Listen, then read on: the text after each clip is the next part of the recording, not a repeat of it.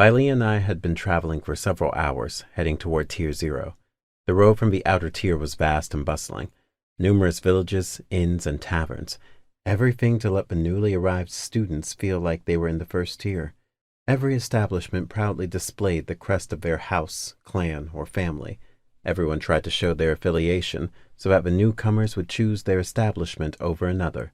Many signs still had fresh paint on them. House Reen had replaced House Soft, forcing all inn and tavern owners to forget their former patron post-haste. Tier overseers came and went, but folks needed meals constantly. I breathed with relief as we stumbled upon a working forge in one of the villages we had been traveling through. Searching for one in the capital made no sense. Blacksmiths were the backbone of any village in the first tier and Tier 0 alike. But the forges in the 3 villages we had already passed weren't working. We had left the capital too late. Lucky for us, the blacksmith here was working late, probably fulfilling an urgent order. "Sorry, Elder, but we are closed."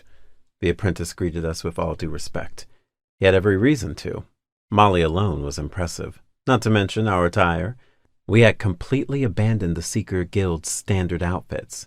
After Master Maciel had showed us his travel clothes, retaining the spotted pattern, we couldn't refuse such a gift.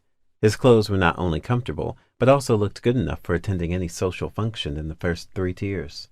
"We need a blacksmith for urgent business." I wasn't keen on being refused.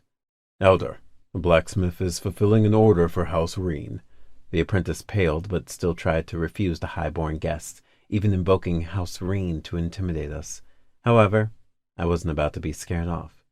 Vyllea and I dismounted from Molly, pushed the apprentice aside, and entered the courtyard. The forge was open, shielded only by a canopy from the sun and the rare rains in these lands. The blacksmith wielded an artifact hammer with confidence. I watched, mesmerized.